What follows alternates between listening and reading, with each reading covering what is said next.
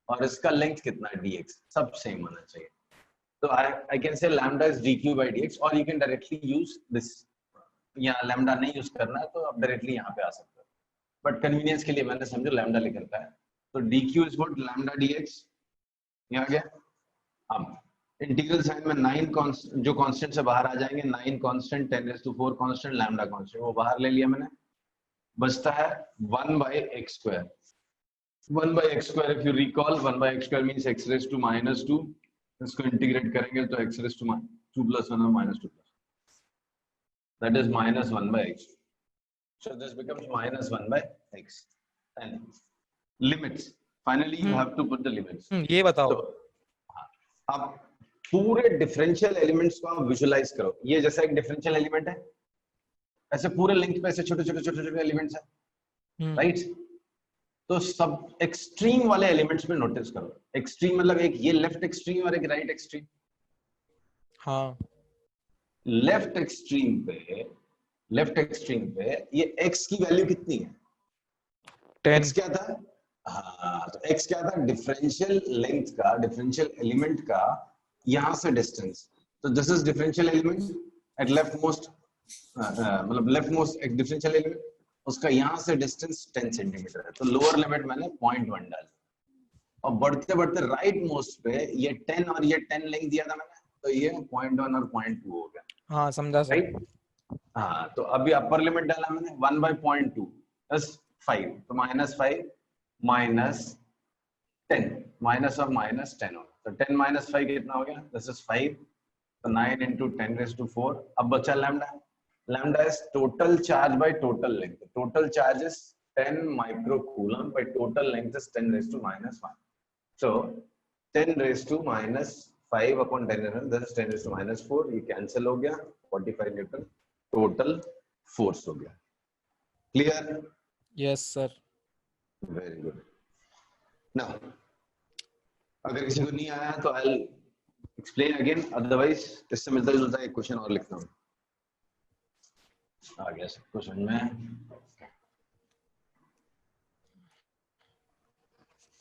Now this time let me keep, कौन सा question है बता? अब स्पीयर मत डाल देना सर. 11 था ना?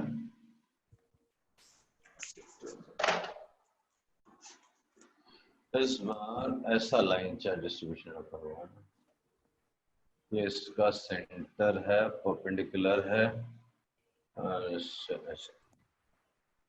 ये समझो, ये टोटल लेंथ 10 सेंटीमीटर ले लेते हैं. इस पे जो टोटल चार्ज है वो 10 माइक्रोकूलम है। यहाँ सब पे जो बोर्ड्स में भी चार्ज हमेशा रखा हुआ, सेंटीमीटर और माइक्रो में पूछते हैं क्या, आई मीन वैल्यूज दी होती है? हाँ ये अच्छा क्वेश्चन पूछा है। 1 coulomb is a very large unit of charge. Actually 1 coulomb बहुत लार्ज होता है, तो यूजुअली जो भी वैल्यूज आएंगी नैनो कूलम, माइक्रो कूलम, इसमें मिली कूलम, कूलम तो बहुत रेयरली देखने मिलेगा, हमेशा माइक्रो, मिली और बहुत मिलेगा नैनो मिलता है, नहीं तो और ये जेई में 10 सब? सेंटीमीटर। जे में तो कुछ भी मिलता है। तो ये डिस्टेंस भी 10 सेंटीमीटर ले लो, चलो इसको आधा कर देता हूँ, एंगल इजी रहेगा। ये 5 सेंटीमीटर कौन सा डिस्टेंस है सर? इसके सेंटर से यहाँ का distance, this distance is 10, this is 5। चलो सॉल्व। फाइंड क्या करना है? Force exerted by the rod. Obviously rod ले लो या इस चार्ज का ले लो, ये 10 माइक्रोकूलम चार्ज यहाँ रखा हूँ। फाइंड फोर्स एक्टिंग, नहीं सर, रॉड रॉड रॉड ही ठीक है। अगले Newton third law of motion से ये जितना इस पे फोर्स लगाएगा वही इतना सेम उस पे करेगा। लगाएगा, एक ही हाँ फर्क सेम है। है। Find force acting on plus 10 microcoulomb charge. Rod ले लो या चार्ज ले लो, कोई फर्क नहीं पड़ता।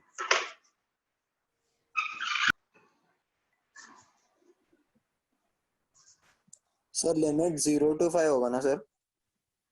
नहीं बेटा, कैसे डिवाइड कर रहे हो, सब कुछ बहुत झोल है इसमें। इसमें मतलब हाँ सर बहुत जोल है। चलो लिमिट मैं का प्रॉब्लम हो रहा है स्टार्ट। सर। लिमिट का मुझे नहीं मालूम कैसे डिवाइड कर, लिमिट्स तो इसमें बाद में ही आएगी, पहले तो बहुत कुछ है इसमें अलग। जी ये रॉड है, इसको डिवाइड कैसे करोगे आप? ये हो गया, इसको ऐसे ऐसे पार्ट्स में डिवाइड करोगे, राइट? तो इसमें वेरिएबल यहाँ पे कहाँ से ले रहे हो आप? इसको ले रहे हो, इसको ले रहे हो, एंगल को ले रहे हो, किसको वेरिएबल ले रहे हो? बहुत यार ये सब कैसे? तो वो ठीक। सपोज ये डिस्टेंस x लिया मैंने और ये विड्थ मैंने dx लिया, ऐसे। मैंने वही लिया। हाँ तो ठीक है, चलेगा। ये x है, ये dx है, राइट? एंड ये डिस्टेंस मुझे पहले लगेगा, ये डिस्टेंस फिक्स है क्या? 5 सेंटीमीटर। अभी इसको a लिख देता हूँ, वरना फिर यूनिट्स का बाद में प्रॉब्लम हो सकता है आपको। तो ये डिस्टेंस हो जाएगा √a² प्लस x², ऐसा आ जाएगा। और यहाँ पे चार्ज रखा हुआ है 10 माइक्रोकूलम। तो आपको इस पे जो फोर्स लगेगा वो इस डायरेक्शन में लगेगा, dF, and this would be 9 into 10⁻⁹ dq 10⁻⁵ dq by ये डिस्टेंस का square, that is a² plus x²। Sir लेकिन आपने तो बोला था कि सारे फोर्स सेम डायरेक्शन में होने चाहिए। तो मतलब अभी डायरेक्ट इंटीग्रेशन नहीं हो सकता। क्यों?